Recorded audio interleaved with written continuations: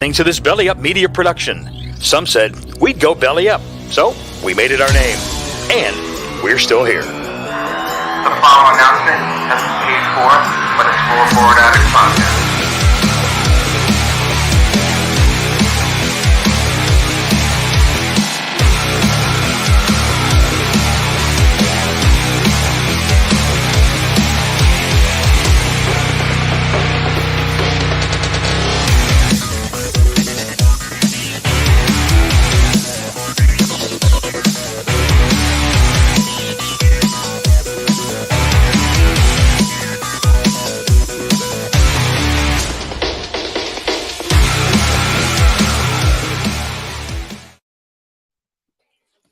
Welcome, everyone, to episode 21 of the Rasslin Addicts. I'm Matt. This is Sal. How's everybody doing? Fresh off Survivor Series, huh? Finally, Thanksgiving weekend. Thanks. It's always a nice tradition. It is. And, first, how was your Thanksgiving? It was good. I enjoyed it. Goes by fast, It goes by fast. It goes right into Christmas, and then before you know it, it's New Year's. So you hit the nail right on the head. Because it's even. This is the time of year that really picks up, and everything starts moving faster, and nothing slows down. And then before you know it, like you're saying, it's the new year, and and I think what actually might make the end of the year drag is that Survivor Series is the last pay-per-view / PLE event for the year. Yeah, from what I heard, the day one is not happening. So there's going to be a big build-up to Royal Rumble. You got about almost 2 months. So there's going to be a lot of build-up that you can do within those 2 months. And, I would assume they're going to up, the Raw shows and SmackDown shows, make them feel a little bit more important, maybe, especially since you don't have a pay-per-view for 2 months. Yeah, and, I feel like SmackDown hasn't really been the show that it used to be. I see it the other way around. Oh, yeah? I see it where SmackDown might be the best wrestling show during the week. Raw is good, but 3 hours is too much for me. I mean, I feel like that's just too much of a lazy answer. 3 hours, it's so long, but it's a lot. And I think even Triple H at one point said, 3 hours is, it's hard to book. It's not easy. So, but I would say SmackDown has been the A1 show in all of wrestling right now. I mean, you have the Bloodline, you have Bray Wyatt, you have Imperium and Gunther. It's tough to beat. I think I don't want to jump too much into it because I know it's going to be a topic when we talk about Survivor Series, we'll get into it. Yeah. Yeah. So, I'll put a pin in that and let's talk about Survivor Series. It was this past Saturday and I just wrapped up watching it due to, being busy today. And it was very entertaining for me. I enjoyed it a lot. There were some misses and but we'll start at the top. We'll start at the beginning. The women's war game match kicked it off. It was Bianca's team, which was Mia, Alexa, Asuka, Becky, and Bianca versus Damage Control, which was Damage Control, Bayley, Io, Dakota, with Rhea Ripley and Nikki Cross. And I thought it was good. I was entertained, you know, and at the end of the day, that's what matters. But I think the ladies did a great job, you know, to kick off the show and to kick off the first War Games on the main roster. What'd you think of it? I agree. I was doing coverage on the show, so doing coverage on war games is kind of it's difficult in a way just because, the first part of the match, all the competitors are locked up in their cages. So you got to say, okay, this one's coming out next, and that one's this person's entering. So from a coverage standpoint, it was a little like, okay, there's a lot going on here. We're like, what do I tell people that's going on right now? How do I describe this? But I thought it was a fun, solid match. Becky is just, I mean, when Becky got in there, the crowd just went insane. She is such a star. I mean, She is. in all of wrestling, not even just women's division. Like, she's just in all of wrestling. She is just on top of the mountain, really. She's a big star, and Bianca's right next to her too. The crowd was going crazy for her too. So I thought they did a good job. There were a few minor criticisms I could have gave them on this. I thought the weapons were a bit much. Okay. I just like every person. I felt like every person that came in next. Okay, I'm gonna go grab a weapon too. Nikki Cross starts it off with the kendo sticks and I think the lids or garbage lids or whatever. It made sense for her to bring in weapons because she's kind of like that psychotic, character, and she's crazy. Okay, I could buy that. She brings in weapons, but then you have people bringing in tables and ladders, and it's just like. But it's War Games. They have to go to war. It's. I know, I get it, but it just felt like every person that entered it was almost mandatory for them to go and get a weapon. I wasn't crazy about that, and then it just kind of felt like there was a lot of standing around, like waiting for the next spot, and just like they didn't know what to do with the rest of the time, so they just kind of like stood there. Yeah. So it was minor criticisms, but it just. I thought the match itself was pretty good. Yeah, me too. It was obvious who was winning. You knew that. Bianca's team was winning it, and now it's like, where does everybody go from here now? Almost, because it's a good question. They're all on Raw. Which leads to what we're gonna talk about later. But you have all 10 of them are on Raw, and now it's like, okay, Bayley had how many chances at the Raw title? Didn't win it.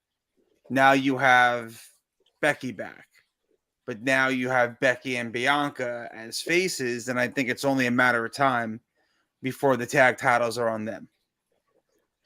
Yeah, that'd be interesting. It's because you almost always have that to where it's, two good guys, two good girls, and they're both either one's a champion or one's going to be going for the title, and it's like a Shawn Michaels, John Cena, right? All that time back. They got some time to think about it. It's 2 months. Yeah. So it's not like you really need a solid contender for the belts of the pay-per-view because it's in 2 months. So, they have to do something though. I know they're not doing something. There needs to be like a special or like build it up to where I could see them trying to buy into maybe Nikki Cross, give her a title run, or not a run, but a title shot. Yeah. Kill some time. Yeah, kill some time. It'd be interesting to see what they do. I don't know what route they go. Maybe Rhea Ripley. Give her the shot at the Rumble. I feel like if Rhea's gonna go for it, it should be at at the Rumble, unless Rhea.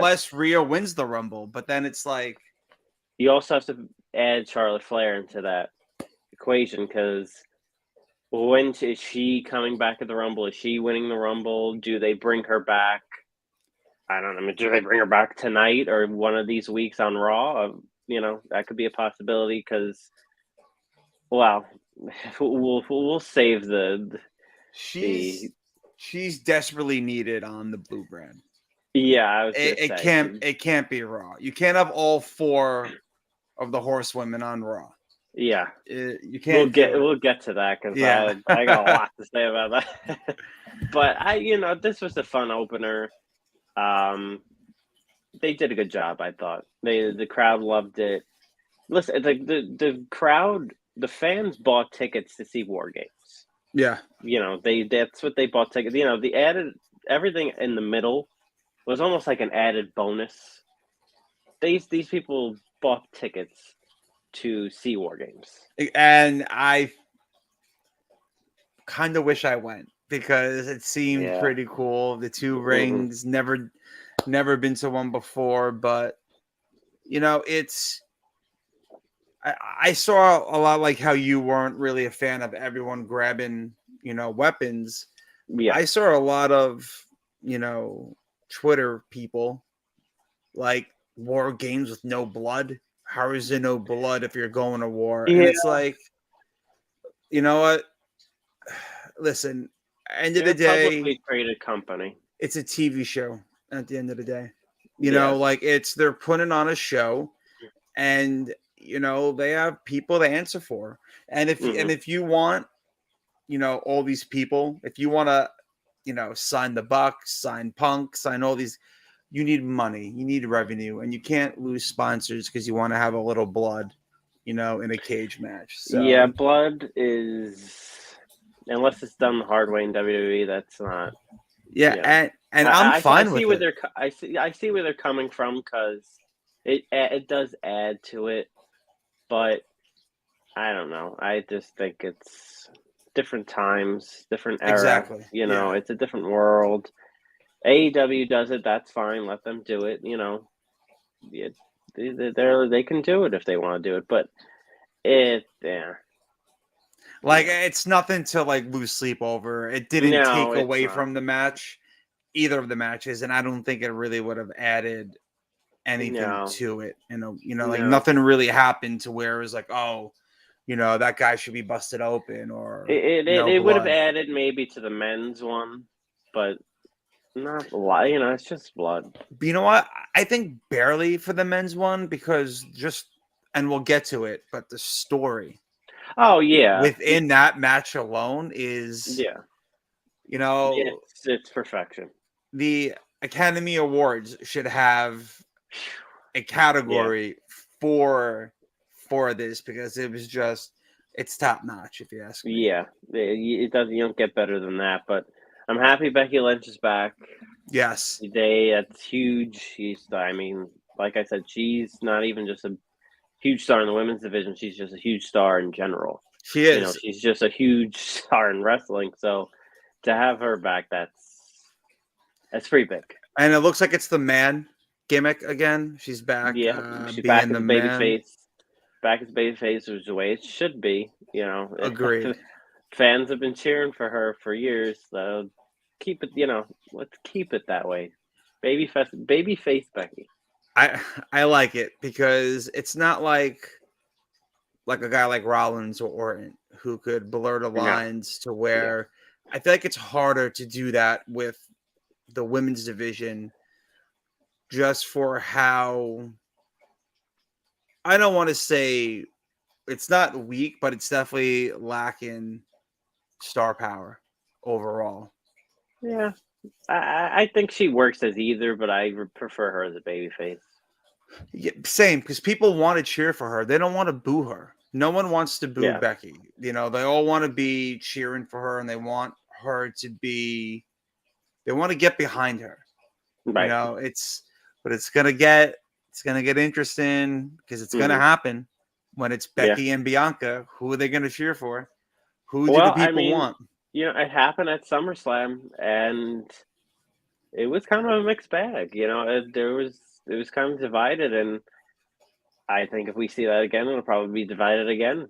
But I don't think I'm curious to see where they go. The women's division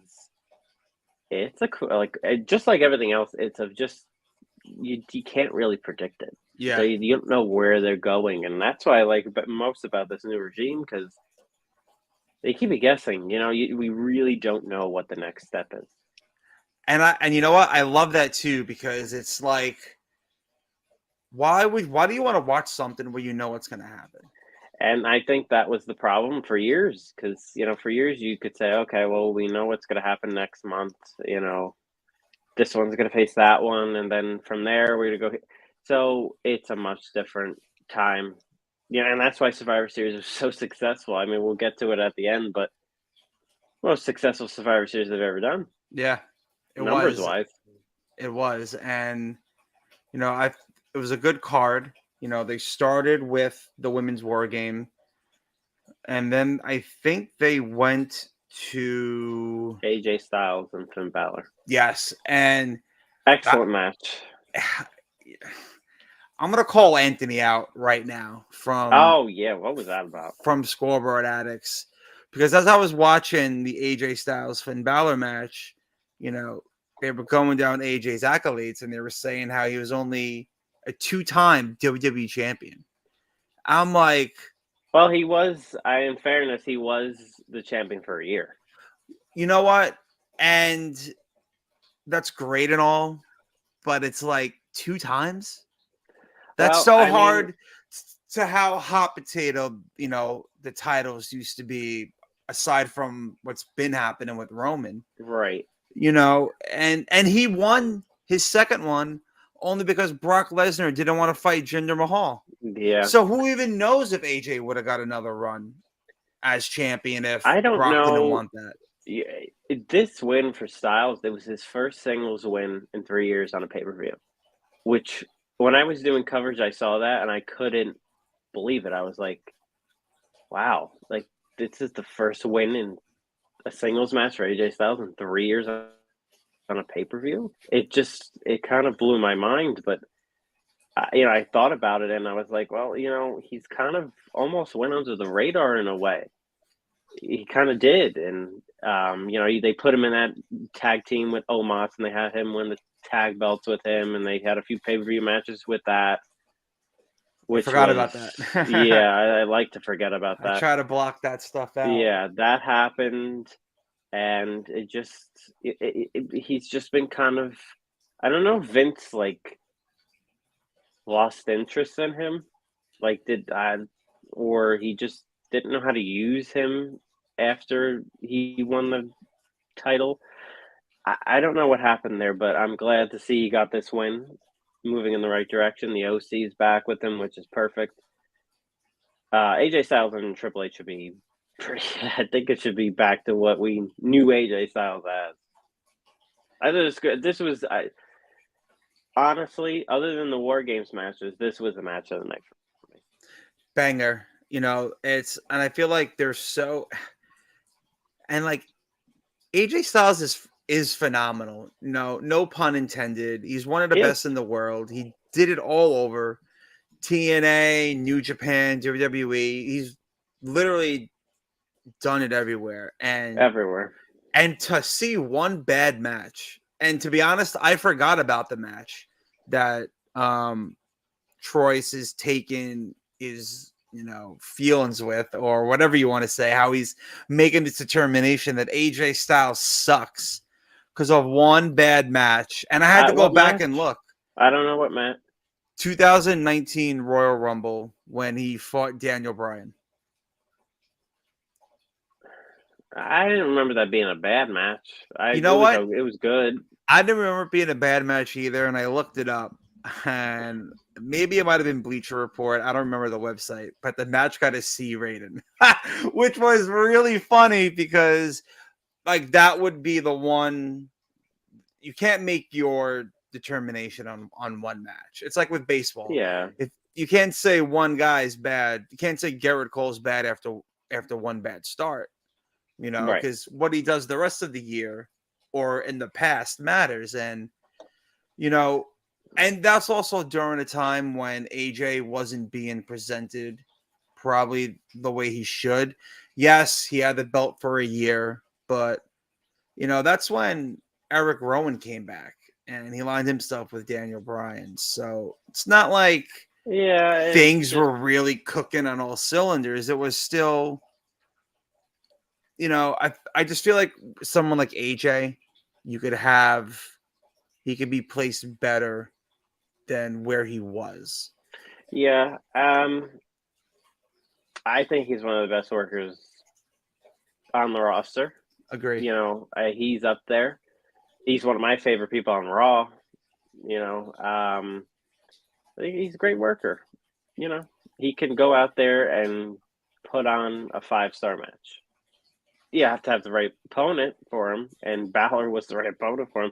Balor's great too. Yeah. You know, he's up there with, you know, as an in-ring performer. But Judgment Day, I think it's grows on me each day. That whole faction is growing on me each day. In the beginning, I was just like, okay, it's just there. It's all right. Now it's starting to grow on me more. I liked it with Edge because it seemed different. The song is a banger, and I wanted, and I tweeted this out earlier today. I wanted to see just where it would go with Edge, because Edge is a guy who is a veteran who knows about getting ready for the future, and I feel with having Rhea and having Priest in that group, it was preparing, you know, for the future, and he didn't like where it was going to go. You know, with Vince wanted to be like more paranormal or whatever bullshit that was. Kicked him out of the group, and the feud between Edge and Judgment Day I don't think was that good. You know, it started, you know, he was hurt, it stopped, you know, they got Beth involved, you know, the I Quit match, and now it's like I don't want to see any more of that, but I know it's not over yet. Because, you know, Edge has to come back and get his payback for what they did to Beth. And well, yeah, I would love to see a match between Rhea and Beth. Oh God, that's a match I'd love to see. That's what I want the payoff to be. I don't want to see another Edge Finn Balor, another Edge Damian Priest. I don't really want to see Dominic in the ring until he gets better.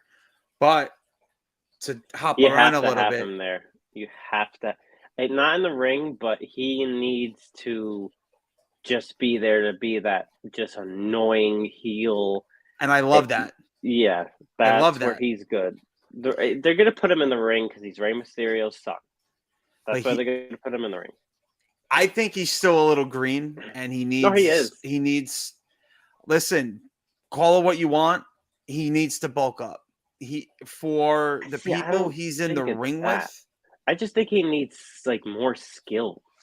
I just think he needs to go to NXT, learn him a little bit. Like, you know, he's taller than Ray. You know, he's more, you know, to me, he just needs more. He just needs time. He needs time, and you said something that I was thinking about too. He's taller than Ray. I don't think the Lucha Libre style that he's trying to do, which was a mix of his dad, both his dads, Eddie and Ray, I don't think that type of in-ring work is for him. He doesn't seem comfortable in a way. Like, it's cringeworthy to see him do the Three Amigos because you could see that it's the other guy doing everything, helping him get there. When it was Eddie doing it, like, you know, it was Eddie fucking Guerrero. But I like Dominic. I like the character. If the payoff is going to be a match between the both of them, maybe. But that's what it's going to be. I don't want to see Edge deal with that group anymore. because I feel like but I know they're not done. So yeah, I it's think we like get one more match. I think we see one more match out of them. I don't know if it's going to be a combination of Edge and Beth versus Finn and Rhea or something like that, or maybe even Edge and Beth versus Dom and Rhea. I don't know, but we're going to see one more match with Edge involved and Beth involved. But hopefully after that, we could close the chapter on that book. But then it's almost like what happens now with Judgment Day, where Well, I think it goes back to the titles are clogged, like the tag titles by the Usos holding both of them. I feel like the tag team championships would be great for Judgment Day to have more feuds or to have different feuds. Because, okay, I get it. The feud with AJ was to get him to join the group. You know, get his brother back. right. You know, AJ, you're by yourself. The Good Brothers come in, the OC. Boom. Right. So now they're all together. And then before that with Judgment Day was, you know, they took the group over from Edge. You know, they were feuding with Edge and whatever. Now it's like, okay, now what? You know, Rey Mysterio's on SmackDown. You know, he doesn't want to fight his kid. And he's hurt. And he's hurt. Yeah, we saw from that fantastic Thanksgiving video. So good. I think it was viewed almost like 10 million times or whatever, but awesome. And you know what? I like that because I feel like that was Triple H's doing, because I saw that, you know, Dominic posted a picture of his girlfriend on social media and everybody's like, oh, kayfabe, like commit to the storyline. And then he responds with taking Rhea to Thanksgiving dinner and beating the shit out of his dad. Fantastic. That's why Fantastic. I say you do more stuff of like that with Dom. Keep him out. You know, if he wants to put him in, have a match, make it 2 minutes, have him beat a jobber or something like that. You know, put him in there with, I don't know, like Drew Gulak. I put Drew Gulak in there. Have Dom Mysterio just beat him in 2 minutes. I don't know, but yeah, that was great. But you know what's not so great? And it's probably WWE's biggest problem right now. And we're not the only. Say it one more time. Say it one more time. That's Ronda Rousey. Ronda Rousey is. I don't know what went wrong. I really don't, because you know they bring her in WrestleMania 34. It was the talk of the wrestling town. Oh my God, Ronda Rousey finally she's gonna have a match. Had the best match on the show. I couldn't wait to see it. I was like, there. wow. I was there. Great. The place went nuts for her. Yeah. The place went nuts for her. Everything was going in the right direction. You couldn't get it wrong, and here we are. And it's kind of, you know, Ronda Rousey was on this card, and it kind of like nobody cared. Like it was almost like an afterthought. Like, oh yeah, Ronda's on the card. Oh, okay. That's nice. Like it just was. I think she's lost some of her star quality. I can't believe I'm saying that because it's Ronda Rousey. But I don't think she's as big a star anymore. I agree with you. And I don't know why. I don't know if listen, you know what? Daniel Bryan, when he was the champion with his eco-friendly world title, he said something, and it's so goddamn true. These fans are fickle. Oh, that's a part of the problem. They're fickle. When she first came, it was exciting. It was new. It was great. I loved it. I loved the possibility, the different matches that we could have, and then WrestleMania. I'm not blaming WrestleMania 35 and her being pinned when her shoulder was up. That's not even that, because you know what? Liv Morgan beat her. So it's not like they were trying to make her undefeated and not be pinned. You know, Liv Morgan beat her, I think, what, 3 times? 2, 3 times? Yeah. And I'm not knocking Liv Morgan, but it's not Becky Lynch or Sasha Banks. So I think it all comes down to who the fans wanted to win the Royal Rumble this year, and it wasn't Ronda. And being that Ronda did win it, they were, because look, I don't know if it's that. they even shitted on the Brock Roman match at WrestleMania. Yes, Roman was hurt, but or got hurt during the match, but no one wanted Brock to win. But Brock got himself over by, I guess, by having a different gimmick. You know, I feel like it's the same thing with Ronda. You know, she's terrible on the mic, and putting her with Shayna isn't helping. They should be a faction, but you know what? Throw a Sonya Deville in there with them. She knows she could talk on the mic. She's mixed martial arts. You know, give them. I think I might have said this before, but put the 3 of them together. Ronda is like Brock. It's best when they don't talk. It took Brock how many years to finally be able to cut a good promo?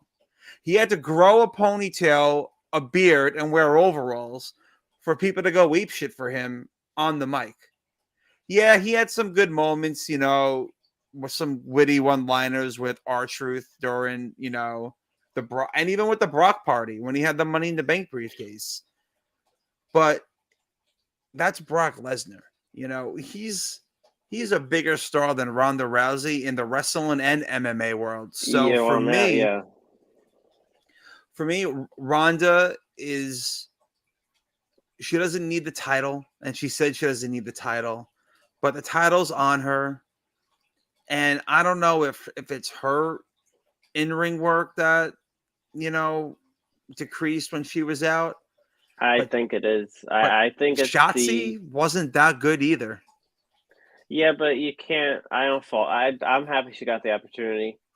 That's a big opportunity for. I mean, she's facing Ronda Rousey for the title at Survivor Series, so good for her. I agree. She just didn't have the right opponent. I don't know. To be completely honest, I don't know why this match was on the card. I don't know why. I don't understand it. You could have put, you could have replaced it with a Bray Wyatt segment. Why was Bray Wyatt not on the show? I thought for sure Bray Wyatt and LA Knight would have done something. I know they're telling a story there with them, but I thought we would see something with Bray Wyatt and LA Knight, or I mean, of even a Bray Wyatt promo would have been better than this match. I mean, the match wasn't terrible. It wasn't the worst match I've ever seen, but it was just there. Yeah. It was just like, okay, well, Ronda beat Shotzi. What's next? It's just, and that's the problem. And I think because it was a Ronda match, and Ronda has a lot of negative energy being directed towards her, that's probably why everybody was like, "Who gives a shit about this match?" It was Shotzi's not winning. No, nobody in the world thought she would win. Especially she lost, Raquel in her corner. So it was like it was a throwaway. And even Triple H, said it on the press conference that they were in a tough spot. And I get it. You have to showcase Ronda. You can't. No, I get it. If she's gonna be an everyday superstar, that's the problem too. Yes, there's no way she should be on every. That's why she doesn't feel special anymore. That's why she doesn't feel like a big star, because she's there every day. She's there every show. So I say just take the title off her and give her a Goldberg deal. Have her come wrestle, 3-4 times a year. Have her show up, 10 times a year. Why is she showing up every week? that makes her feel like she's just any other person now. Yeah. And that's the problem. That's why Roman doesn't show up every week anymore. Because they want to make him still feel special and feel like a big star and, highlight the times that he is on the show. So they got to just, if I'm Triple H, just take the title off her and just just keep her off TV for a while and try and figure something out. Maybe have her train a little more or give her a manager, a mouthpiece to just talk for her because it's not working. I cringe anytime she talks. Cringe. She belongs in a stable too, because she shouldn't be wrestling every week either, let alone be on TV all the time. Like, she's that type of talent where it should only be like on pay-per-views. And yeah. And that's it. And maybe a shake up to Monday Night Raw, because seeing her on a 3-hour show compared to a 2-hour show might not be that bad, to where it's like, oh, her again. Ronda took up 15 minutes on a 2-hour SmackDown. Terrible compared to Ronda taking up 15 minutes on a 3-hour Raw. I get why they're using her, and I get why they're putting her in the position that she is. She is, she was a big star. She was the biggest female star in the world a few years ago. And now it just feels like, I don't know. I feel like the specialness is gone. Yeah, it's like, oh, Ronda's going to be on the show. All right. Well. And that's where the specialness comes off, because nobody's looking forward to seeing Ronda right now. My opinion, all world heavyweight champions, Roman, Ronda, and Bianca, they should not be on the show every week. They shouldn't. Well, I would say Bianca has to be, because she's a big star, but you want to get, you can't just keep all your big stars off TV. You need to, for ratings and ticket sales, you have to keep them on TV. But somebody a Roman or a Ronda shouldn't be on TV every day. You just shouldn't. The champions can be in dark matches and stuff, but for me, you have so much talent, and this is a great time to showcase, the lesser titles. Like, the U.S. champion is the guy on Raw. Roman's only on SmackDown. He's never on Raw. And when he's on Raw, they bill it as a big deal. Right. So if you just do that all the time with your champions, because your main champions should also not be losing matches during the weekly shows. Oh yeah, no, they shouldn't be. But it's too much overexposure, I feel, to where, like, look at the Women's War Game. All 10 competitors Monday Night Raw, which is terrible, because if you put Mia and Alexa on SmackDown, that opens up to more matches. Put Nikki Cross on SmackDown. I wouldn't mind seeing Nikki Cross and Ronda Rousey, to be honest, because the unpredictability of Nikki Cross can lead to, wow, this crazy chick can actually win. But no offense, Shotzi, I don't care that she beat 5 other people on SmackDown. To me, it's not a legitimate challenge for Ronda. And, you could tell it was a throwaway. No, it was a throwaway, right? When Shotzi won, you could tell it was a throwaway. If it got any rub for her, she was in the ring with Ronda Rousey for the title. So it, I won't say it elevated her a little bit, but the SmackDown Women's Division needs an overhaul. This is where they need, Charlotte. A draft. They need a draft. They need to revamp this shit. Well, no, because it's no drafts. But they never follow them. But if they do, then here's the thing: if they're not following the draft, then how come everyone's on Raw? Or if like, Well, how right come now, they they don't give just- anything to SmackDown?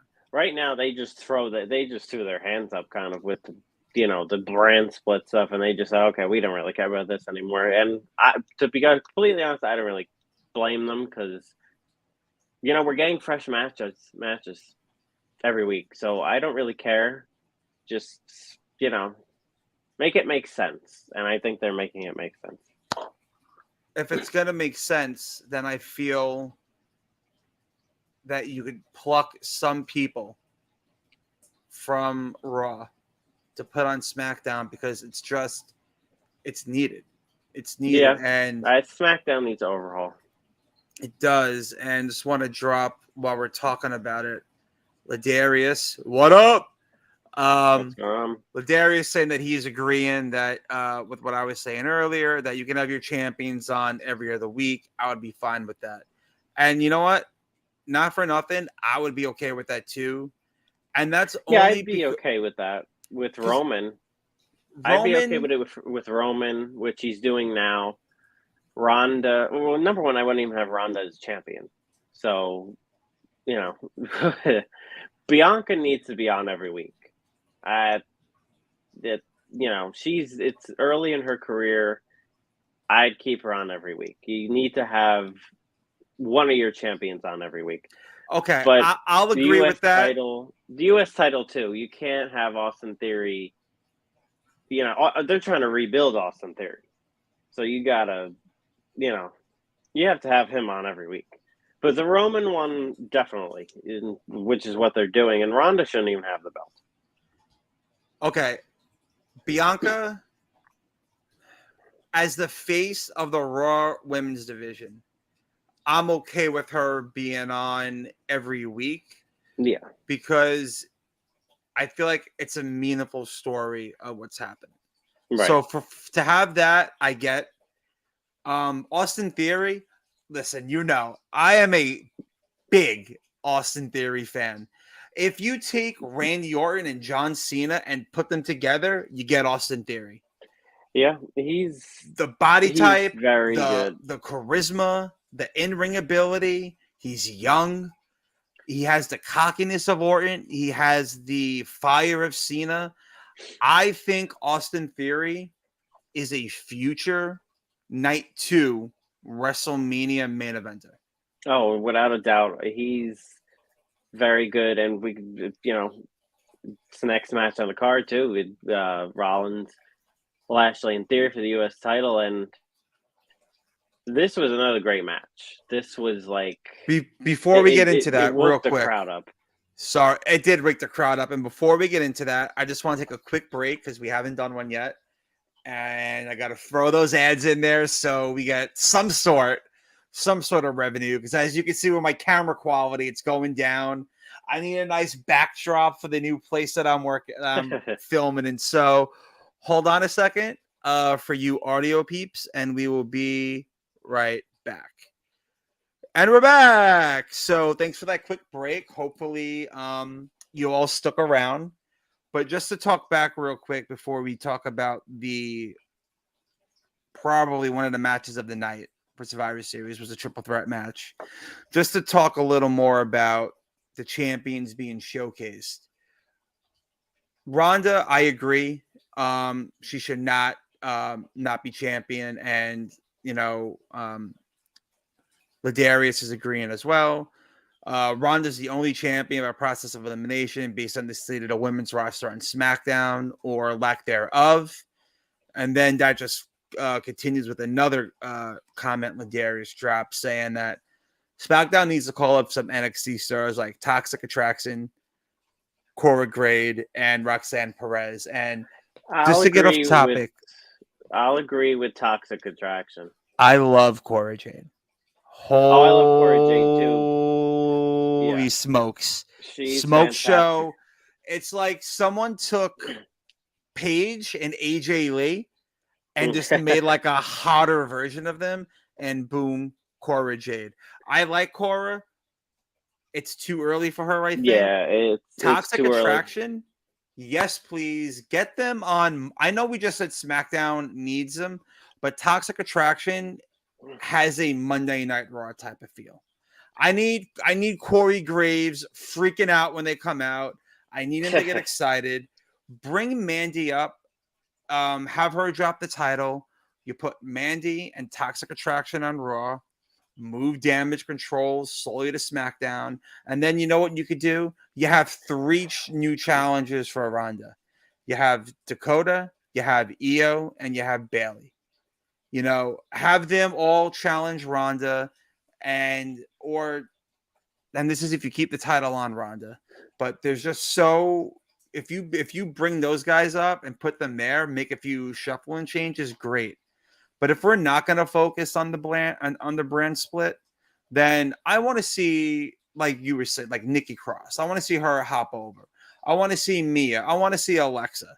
You know, I want to see Asuka. Give me Asuka and Ronda. Get them out of the tag title division. They're not a tag team. You know, Asuka was undefeated for over a year almost at one point, and to lose to Charlotte Flair at that WrestleMania where Ronda, you know, had her coming out party. You know, it's just so. I feel like the options are there if they're not going to focus on the brand split like they said that they are. But if they are, then you need to beef up SmackDown. And if you are going to have Ronda on the show, or if you are going to have Ronda as your champion, less is more. I get it. And you know what? Then you make Gunther the fucking guy on SmackDown. Make him be, you know, the ring general. And maybe put the tag titles on a SmackDown team and make them a little more important. This way, SmackDown has a female champion representative when Ronda's not there. Because I don't want to see I do, but not yet, a mid-card title for the women. Oh, God, no.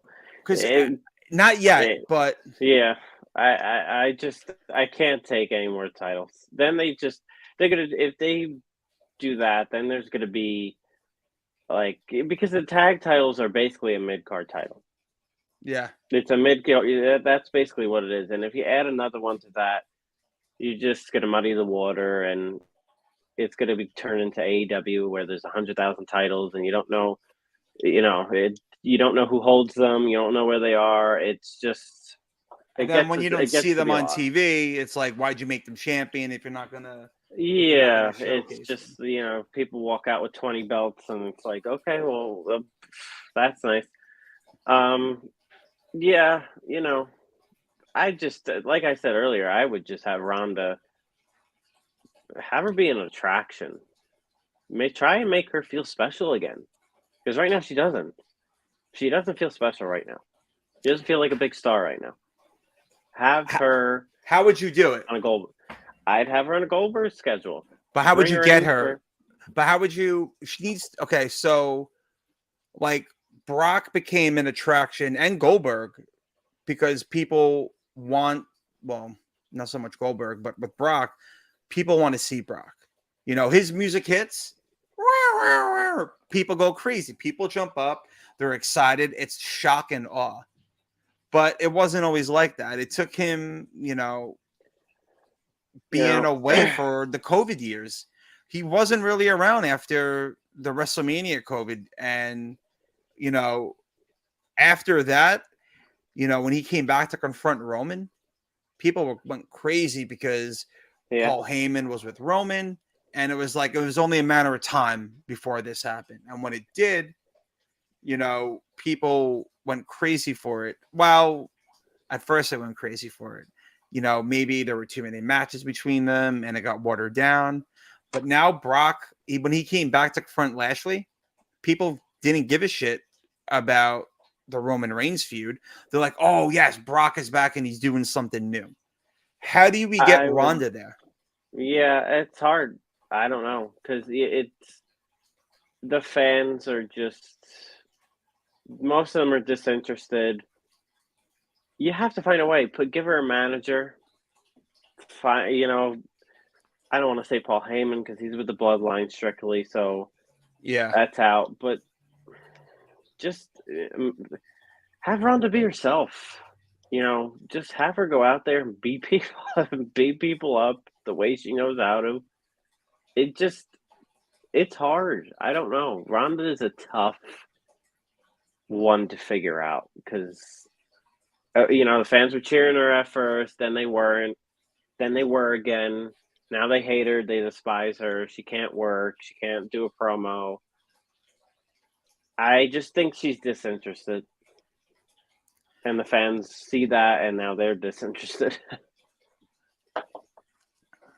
I would just after this year get the belt off her.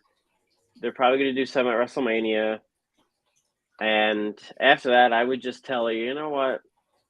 We're only going to use you 3 times a year. We'll use you for Mania, a Saudi show, and SummerSlam. That's what I would do. Figure from now to Mania. Figure it out. Make something worth watching, and then after that, I would just tell her, 3 times a year is fine for us. You know what? I don't think that's enough for Ronda. And it's like a double-edged sword in a way. It's like, wow, the SmackDown division doesn't have any star power. And then I'm going to go ahead and say, you know what should happen? Someone should take the title off her in an open challenge. Have it be unexpected. Have it be like what we were saying earlier when AJ beat Jinder Mahal. Completely shocked. It was a random SmackDown overseas. Wasn't supposed to happen. Do something like that. But I feel like you need to beat Ronda down to where she can't be seen for a couple of months. Let her finish the year not being on TV, not being on SmackDown. Give it some time to get her mind off of it. And then have Charlotte come back at the Rumble. Have Ronda come back at the Rumble. Charlotte eliminates Ronda. Ronda loses. Charlotte wins. And Ronda does not go for the title at WrestleMania. Instead, we get like a Becky Ronda feud because people need to care about Ronda for Ronda to get a reaction. And I feel if Becky and Ronda both don't win the Rumble, Charlotte wins the Rumble, Charlotte goes for whoever she wants, you could have a match, a women's match, because it's 2 nights now, where no title's on the line, but it's redemption. It's Ronda's redemption to where, you never really beat me. My shoulders were down. If anything, Ronda could even be like, you got your success over a moment that wasn't even real. Let her be real about it, because they could go at it on Twitter, but that's just picking up your phone and tapping some keys. To get on a mic and to sound confident with what you're saying and doing, I feel like the perfect person to do that would be Becky. Do something like that. And you know what? Have Ronda beat Becky. I know it's probably not going to be what people want right now, but if they put on a good match and Ronda gets her redemption, then maybe, that could get her back into the eyes for people to care. Because I don't care either. And I liked Ronda. I liked her was when she waiting first for came years for her to come. When she's when she threw Triple H at WrestleMania 31, I think, in San Fran, when there was her and The Rock in the ring, I think it was supposed to be Rock and Ronda at WrestleMania 34, but they had to settle for Kurt Angle. Yeah. Which was, it was the best match of the night. That was the match I was looking forward to the most. And we need to get Ronda back to that. And I think it could happen. Listen, I don't want to be too critical because I know how it could sound, especially when it comes to the women wrestlers. But, when she's a heel, she like paints her face like the Black Swan and is walking like all pouty. Yeah. When she's a face, she's smiling and waving. That's the part of the problem with Ronda. nothing works. It's almost just forced. Everything feels forced. It doesn't feel genuine, and that's part of her problem. She's just not genuine out there. The promos stink. The in-ring action's okay. It's not horrible, but I don't know. It just, I don't know. Maybe just have her, for the time being I mean, she's the women's champion. That's the problem. But to have her be in a tag team with Shayna. Just have them be a tag team together, do some tag team matches. We I don't know. said I'm just very disinterested in Ronda right now. we said earlier about Becky, like it's hard for the women to blur the lines like an Orton, a Stone Cold, or like Right. maybe Ronda could do that. I think Ronda could be the one female wrestler they have that can be the tweener to where, Yeah, listen, but I'm just here to kick ass. I don't give a shit about you. I don't care for you. Put me in the ring, let me fight, and I'll but stand up for what I believe in. the people you just mentioned, like Stone Cold and The Rock, they could talk. And Ronda, Yeah, that's the problem. That's the problem. She just Well, maybe if can't she's talk. able to be comfortable, then she could, look at Brock. Look how long forget Brock. Bobby Lashley. Look how long it took him to come into his own. They had him with Leo Rush. I love that pairing, by the way. They had him with MVP, which was also good because they're real life friends. He's a good talker when he's a babyface. Now When he's a good talker. He's a good talker when he's a babyface. But as a heel, I don't know. His heel promos are okay, but it's better when somebody else is doing the talking and he's just standing there looking badass. I agree. And Yeah. you know what? You know what's badass? Austin Theory. Yes, my new number one, my current favorite in the company right now is A-Town Down. Austin Theory. I didn't tweet it out. I don't know. It was terrible. I don't know why I even bothered asking you because I wanted to put our predictions. I wanted to tweet them out. I was trying to put our faces on the match card on who we wanted. And then I realized that I don't have your face and the one I had for my face wasn't good. So I was like, you know what? I was like, fuck it, whatever. But that was the only difference that we had in our predictions was I think you said Rollins to retain and I picked Theory. Yeah. I would have been happy with either or, but Austin Theory, I think match of the night. Yeah, it was a great match. I put it Styles and Balor is above that for me, but this one it's not too far behind. This was great. I mean, the finish was interesting. It didn't really land that great, but hey, they got the job done. Theory, new U.S. champion, and I think with the finish, it didn't make anyone look weak. Because who eats that pin? Just the way it was executed. Who eats the Lashley pin? with the spear, and then it kind of just fell. but who would have to get the pin there? I know it's a triple threat. Anything could happen, but you don't want Bobby Lashley taking the pin. And you don't want taking the pin either because he's just over to a level that nobody else is on Raw right now. But and I think that's why he took it. Because it makes sense because you get some heat on Theory.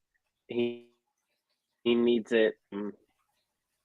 It just there's something about the finish that just didn't feel right to me. But you know what?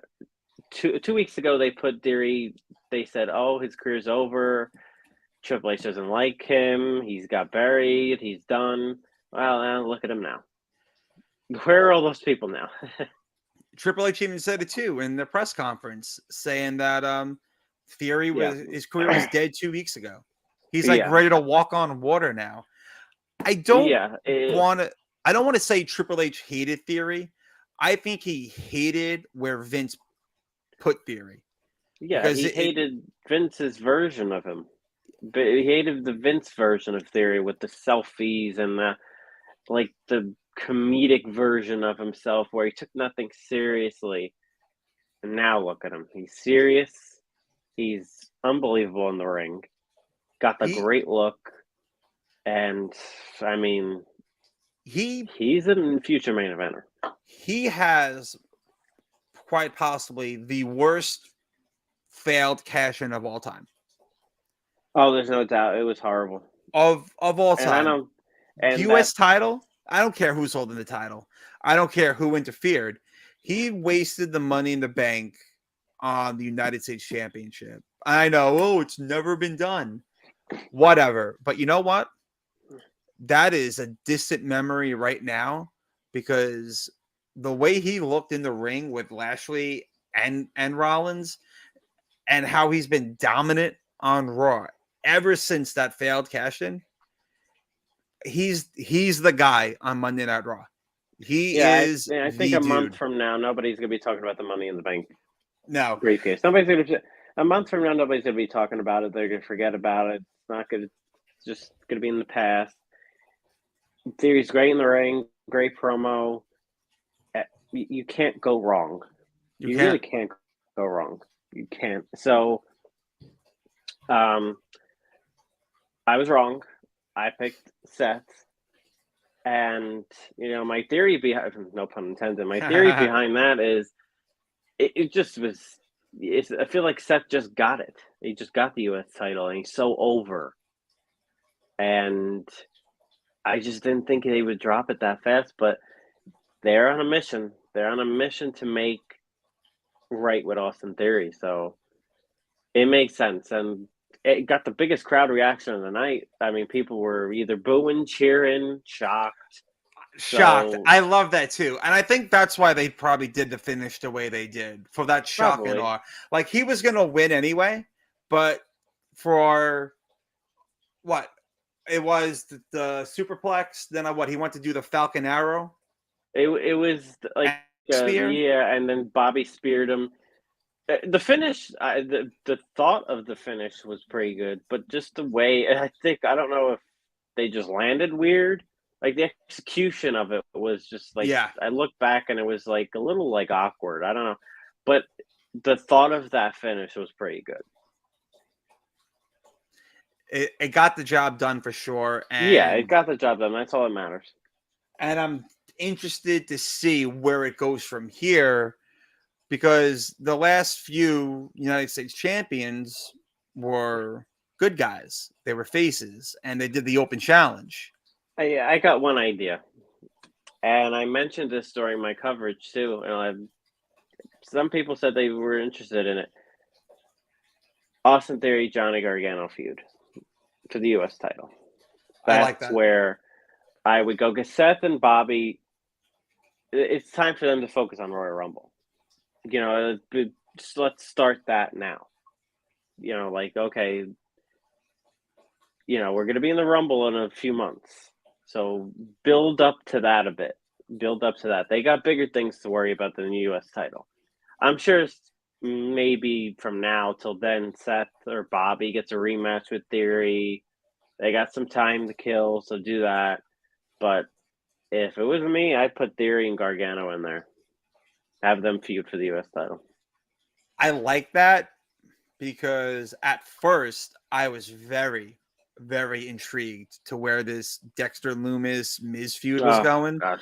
Because you thought it was with AJ at first because, Loomis is going after Styles. But now it's dragging on way too long. I think they just didn't know where to go with it. And I think they were just doing it on the fly. And it was just like, okay, we'll do this week. And next week we'll do this. And after that, I don't know.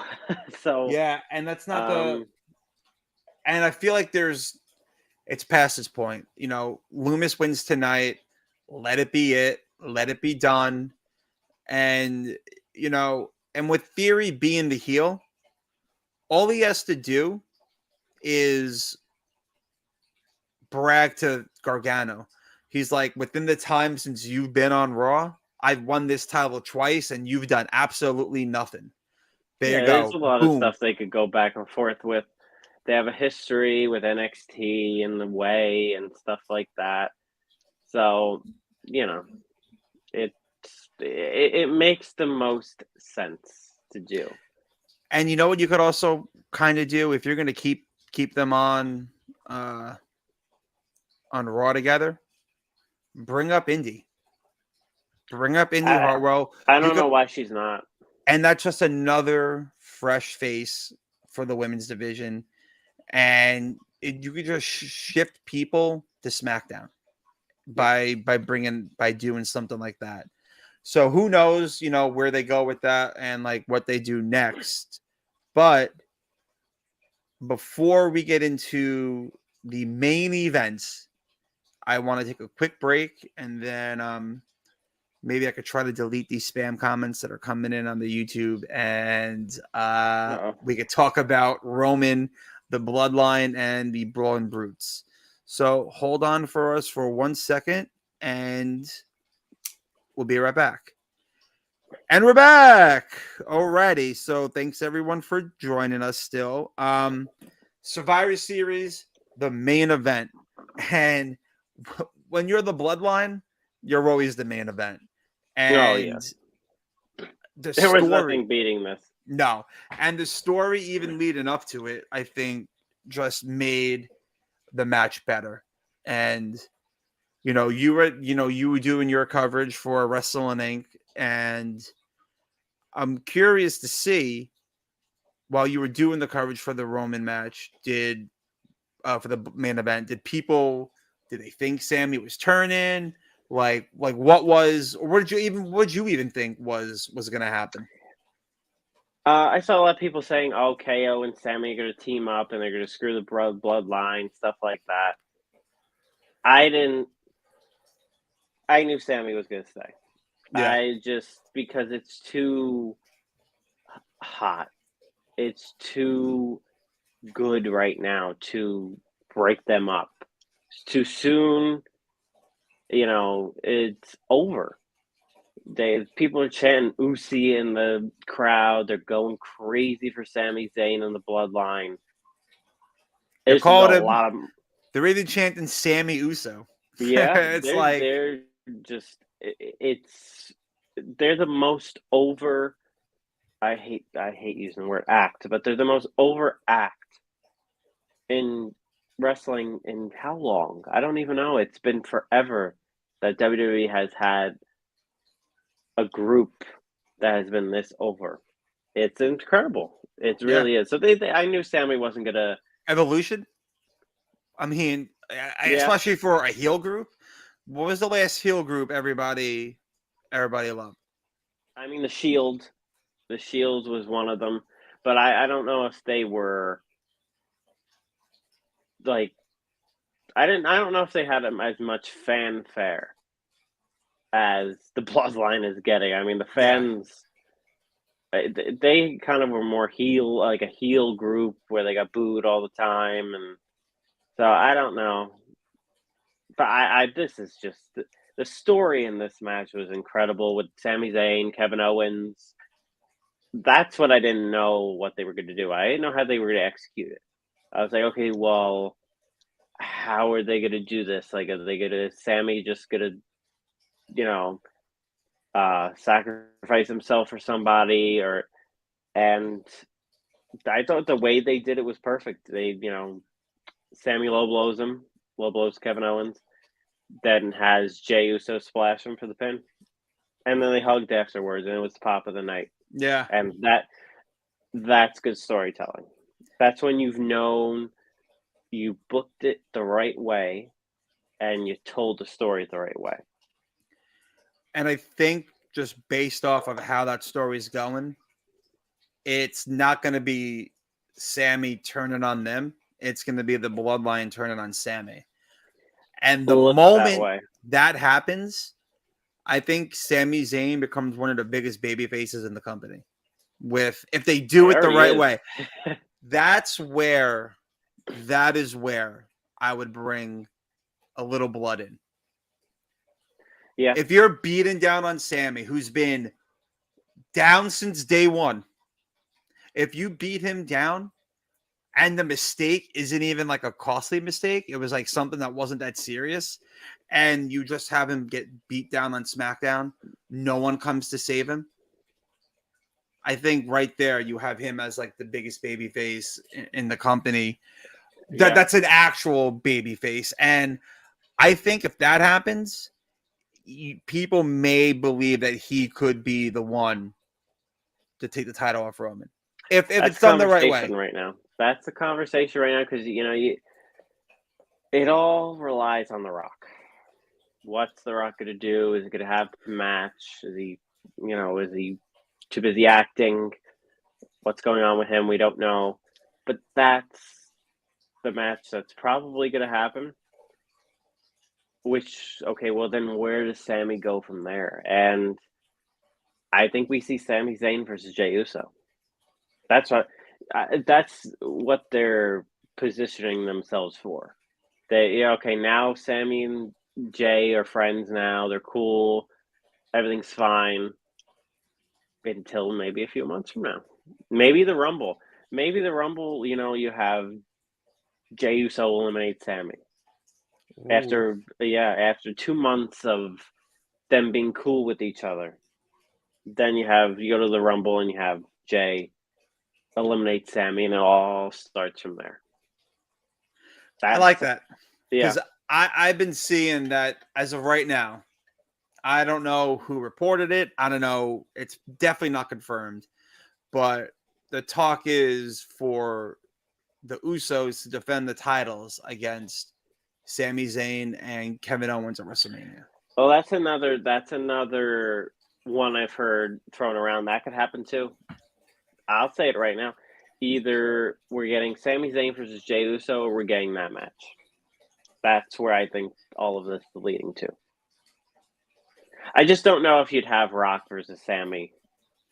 Not Rock versus Sammy. Roman versus Sammy.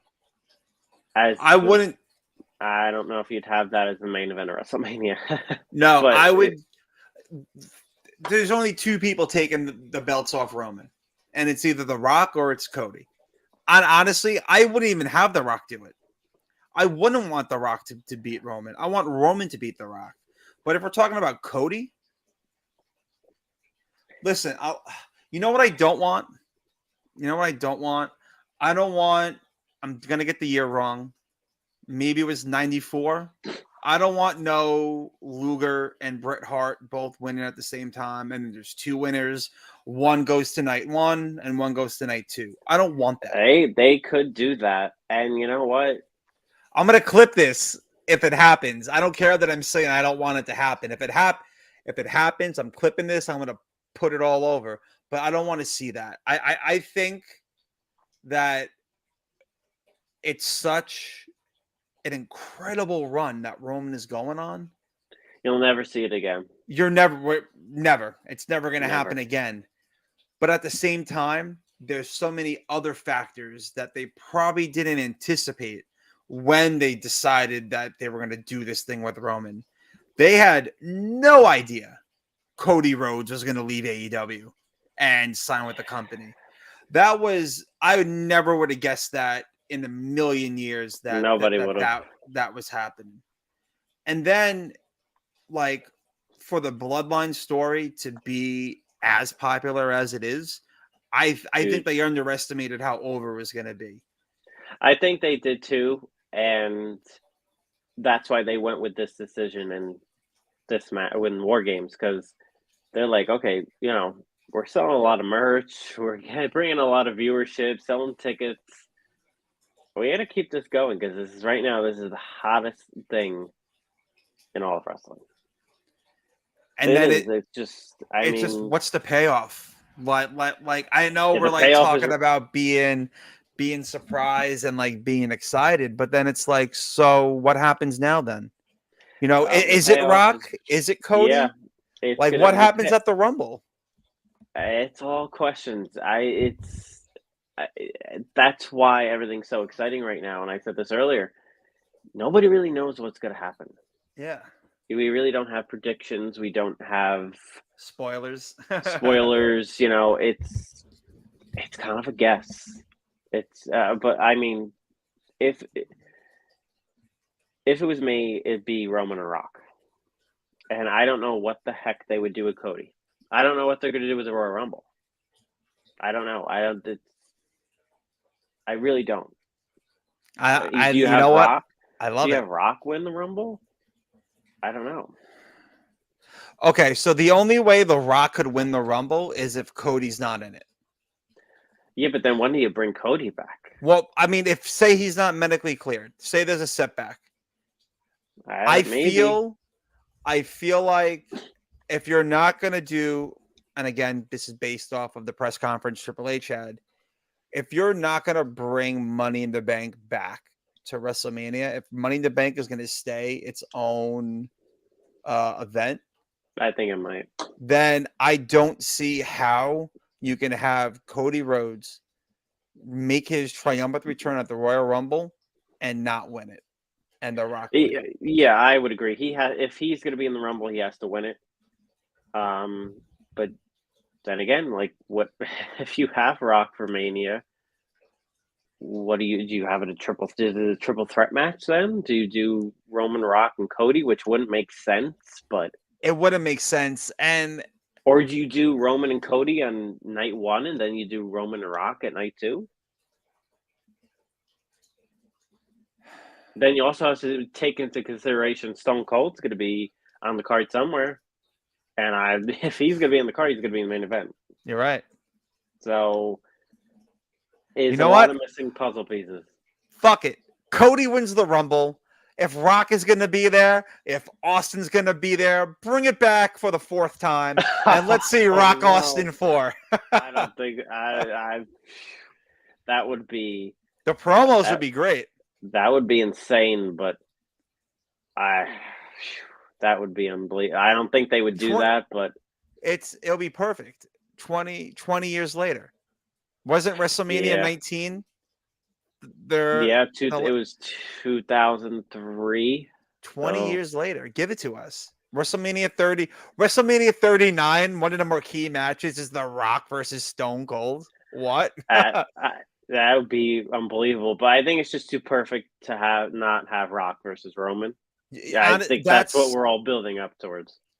That's what it's leading to. And you know what? There will be a time down the line to do Roman and Cody. Listen, you know what you could do? You could have Cody win the Rumble, beat Roman in night 1 for the titles, and then have Rock versus Roman the next night and have Roman beat Rock. So that way, I lost the titles to Cody. Got a big loss, but hey, I beat The Rock and I'm still the head of the table. I'm still the tribal chief. You go that route. But then where do you put that match? Both matches are main event matches. Yeah, you put night 1, Roman versus Cody for the titles, the main event. And then night 2, Rock versus Roman in the main event.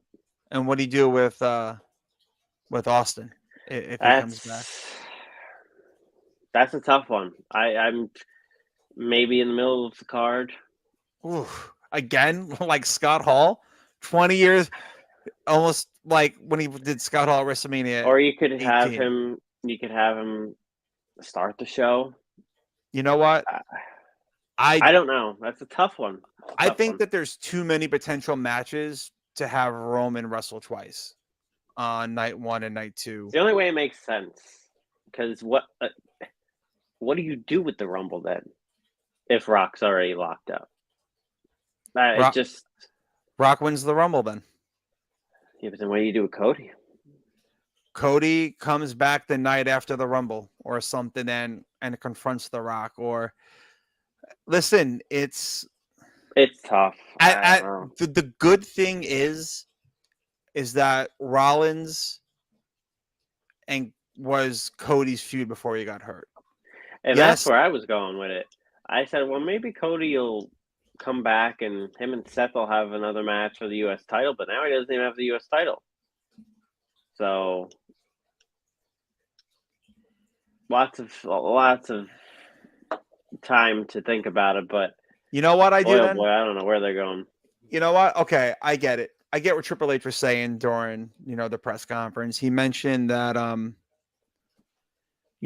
in a Cell's for a blow off. You can't have Yeah, a Hell in a Cell as like a regular match. It needs to be the blow off. You challenge someone, you call them out, it's to blow off the feud. With him pretty much confirming that, Elimination Chamber and Money in the Bank are going to stay their own events. I say fuck it. WrestleMania goes Hollywood. Give us the Money in the Bank match at WrestleMania. Roman beats Rock. Cody then challenges Roman right after. And they could still go 15 minutes, like let Roman be the head of the table and do that. But I just don't know. I don't know. Like whatever we're and that's saying could be completely wrong, and we have no idea, and it's great. And that's the best part. We don't know. It's not just. It's not a spoiler. We don't know, and that's the best part about all this. Is it's all kind of just a guess at this point. Well, we'll find out when we watch, and that's kind of what wrestling used to be. Okay, tune in, find out what happens. Yeah, So, before Facebook, Twitter, and these podcasts, you yeah, had to like wait the week. You didn't hear about this stuff. You were surprised when someone came back, and I'm sure reports will come for the next few months. There will be reports out there, but as of right now, it's exciting. It is exciting, and I want to take a quick break, and then we can get into some exciting AEW news before we wrap things up. Sure. So hold on for a quick second, guys, and we'll be right back. And we're back. Alrighty. So full disclosure, I did not watch Full Gear. I haven't paid for a wrestling pay-per-view since 2010, 8 maybe, 2009. Wow. Like I would once the network became a thing, to me, I wasn't really paying $10 for pay-per-views a month. I was paying $10 to have all this content. And, I am not going to spend $50, $60 on anything. Even if WWE decided they were going to do away with the network. Those days for me are long gone. Podcast or not. But you are a member of the Wrestling Inc. and you live tweeted it, and that's how I followed along for most of the time. And I'll let you get into it because you followed it more than I did. I did follow it here and there, and I do have some comments on it, but I'll let you take it away, Sal. It was a pretty good show. I did a lot of storytelling, which in AEW sometimes is a little hard to follow. But I thought they had a pretty good show. The problem with AEW right now is everything's very stagnant. It's just kind of like it's just on a line right now. And you look at the viewership, you look at the engagements and social media and stuff like that, and you could tell. But MJF, new champion, which is great. And Regal on his side now, turning on, and you called that. I was so happy when I saw that because that was like the only thing that I got right, I think, because we all knew, even for someone, even the casual fan who doesn't always watch, like I felt it coming, and it was definitely needed. It was needed. Regal is just Regal's unbelievable. I mean, just the facial reactions. He's such a good heel. So I think everybody kind of saw it coming. Like Regal was going to do something. But that was good. The match itself, it wasn't over the top great. I'm not when it comes to Moxley, I like him, but his matches are just the same.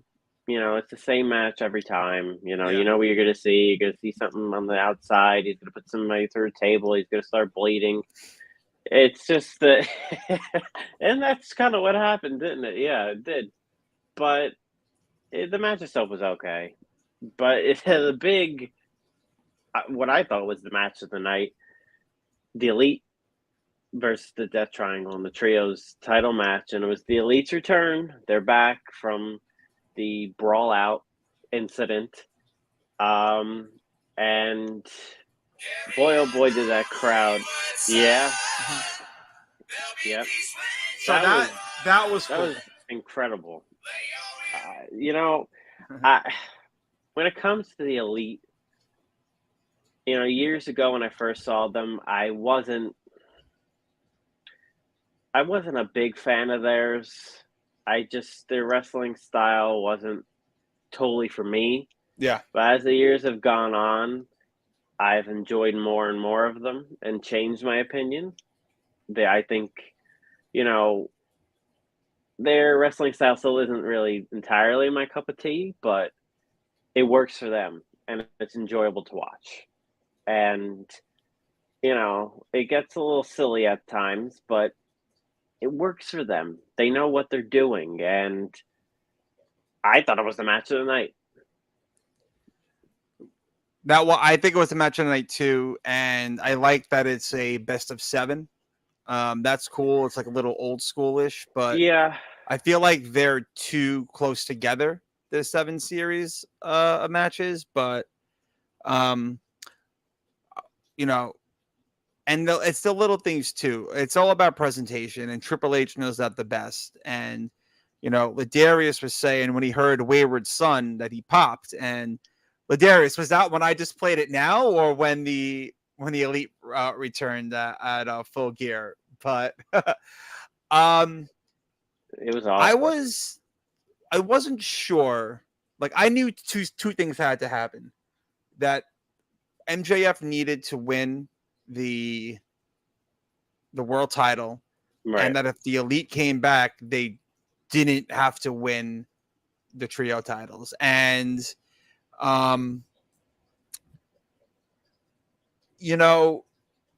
was it their match in Chicago?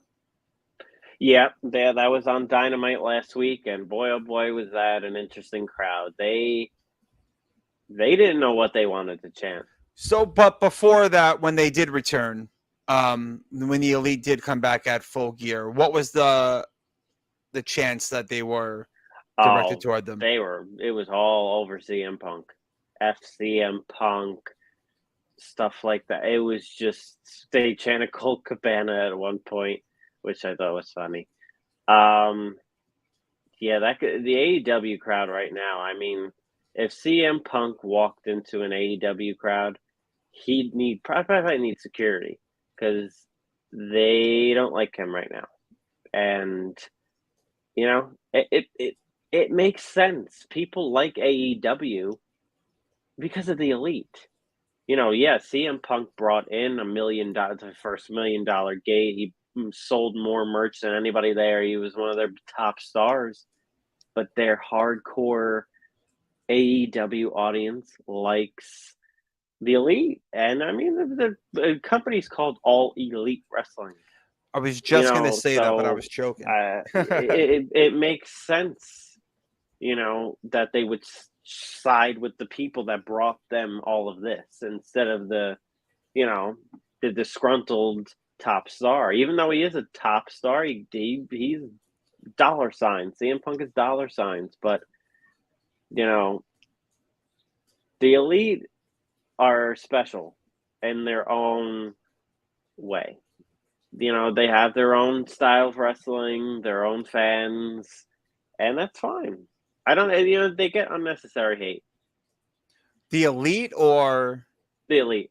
all right, the Elite. Yeah, I feel like they get unnecessary hate because of the fans as well.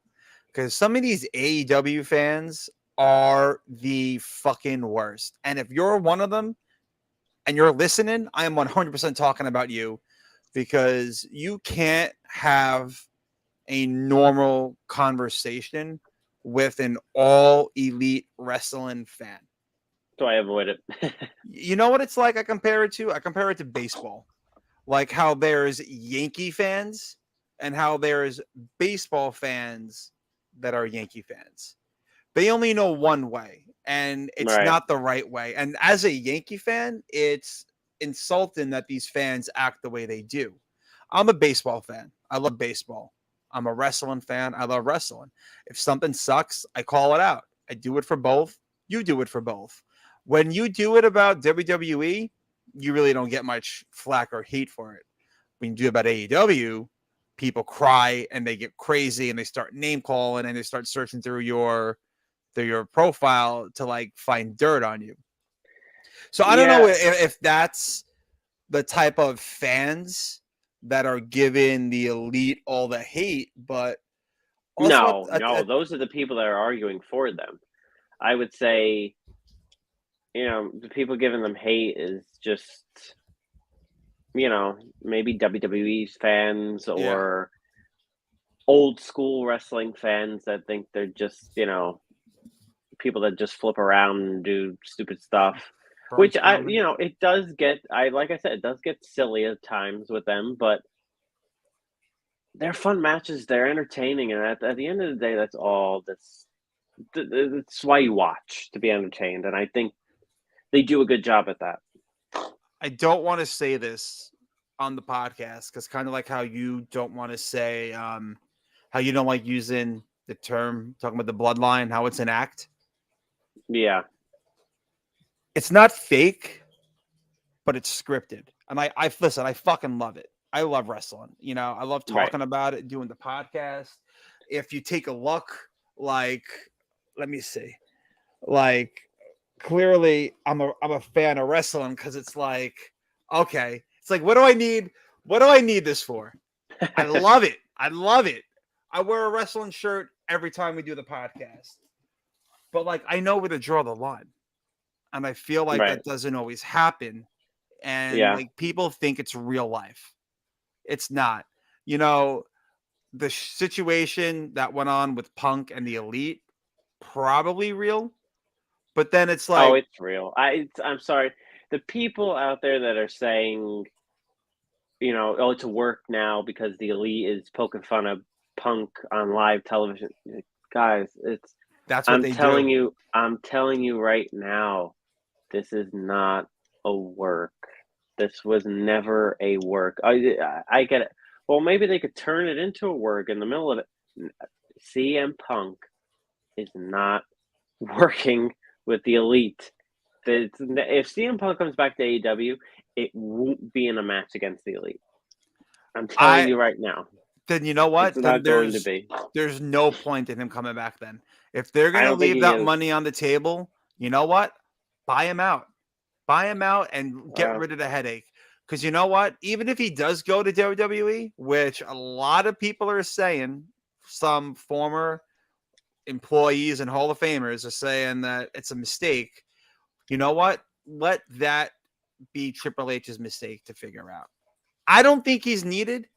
I don't think they need the dollar signs because there's just so much baggage that comes along with him. He's such a fucking headache that even with the cushy deal that he got. If you could give him a Goldberg deal and not have to deal with him as much, and you know, he comes and wrestles for you 3-4 times a year and you make a boatload of money on, you know, merchandise because he's a big merch seller. He's still a big star. You know, he's not a John Cena type of level star, but he's still a big star. Yeah. If you could do that and you could grab him for a Goldberg deal. Oh God, Triple H would be stupid not to. They'd be bad business. But it's all it. He's still with AEW. They didn't buy him out yet, and from what I'm hearing, it's a lot of obstacles to get around that buyout. So I don't think we're going to see Punk in a WWE ring anytime soon. No. But the question is, right after Survivor Series, and this could be the last thing to touch up on. Survivor Series was in Boston, and if she's not coming back now, is she ever coming back? You're And I'm talking about about Sasha Banks. Yeah, I don't know what she's doing. To be honest, I just think she's interested in doing stuff outside of wrestling right now. The last time I heard there was money, WWE and her were trying to figure out a deal, but something about money, that's what I heard. So I would say maybe she'll be at Mania, or maybe she'll be the Rumble. I think that's the place to have her come back. I don't know. I don't know when they bring her back, to be honest. I really don't. I don't. For the people saying, "Oh, she's going to AEW," that's never going to happen. If it does, I'll come on here and I'll just say I'd be shocked. We will relinquish our podcast if that happens. It's never happening. It's just not going to happen, I don't think. But we'll see. I don't know. I would give it right now. I'd say it's a 60% chance she's at Mania, just on my gut. My gut feeling says 60% chance she's at Mania right now. She'll be at Mania. It is Hollywood, and if that's where she wants to go, it is Hollywood. 2 birds, 1 stone. Stars are out. But just to close AEW, MJF new champ, that was great. The Elite match was great. Jamie Hayter, new AEW Women's Champion. Thunder Rosa got her title dropped, so she's no longer the real AEW Women's Champion. So there's no more interim stuff. There never should Jamie be that Hayter term ever. Never should have happened either. So there was that. Samoa Joe's the new TNT title, TNT champion. Don't know where they're going with Wardlow. They've just botched that up. Right to WWE. That's where I would send him. My God, Triple H could do wonders with him, and Tony Khan is just. I don't know. He has gold. It's like he has gold right in front of him, and it's just like he doesn't want it. He doesn't want that gold. I don't get it. Let's just put it back. So I don't know. It was a good pay-per-view, I thought. It is, and I'm gonna show you this one. Ladarius gave you some props. Great work, Sal. Yeah. Ladarius is like our number 1 fan, Yeah. Ladarius, is he still the reigning trivia champion? It's been a while. It's been a very long time. I'm gonna have to go back and check the records, but Ladarius always giving us love. Greatly appreciate it. Said that great work by Sal covering the AEW Full Gear. Ladarius is a better man than I am because he actually purchased the pay-per-view and watched it and followed along with Sal's tweets. So thanks, Ladarius. Thank you, Ladarius. We appreciate that. And you could also do your part by following Sal on the Wrestling Inc. Twitter page for a Monday Night Raw tonight. Yes. And, it's got the email a little while ago. Raw preview. Becky Lynch kicks off a special commercial-free first hour of Raw. Yes, I heard about that a few hours ago. Raw will be commercial-free for the first hour. Which doesn't make any sense because I think the Monday Night Football game is a snooze fest anyway. It's the Steelers and... Well, even more... I don't know, but even more of a reason for people to tune in. There you go. So make sure you do an hour your part. Free of commercials. Which means it's just going to be an hour nonstop of you tweeting. So we got to make sure that you rest those fingers and you're ready to go. So I think that's all we have for today. Yeah. Oh, there you go. The Colts and the Steelers. That's definitely a snooze fest. Yeah. And hopefully Raw's ratings will be up. Yeah, Raw's ratings will be up, and hopefully Najee Harris's fantasy points are down, so I can continue to run my fantasy league and be head of the table with a 8-3 record, 9-3 after tonight. So There we go. lots of big things happening tonight. Make sure you tune in to Sal for live tweets on Monday Night Raw, and thanks for joining. Thanks, Ladarius, and take care, everybody. We will Thanks, see guys. you soon. Peace out.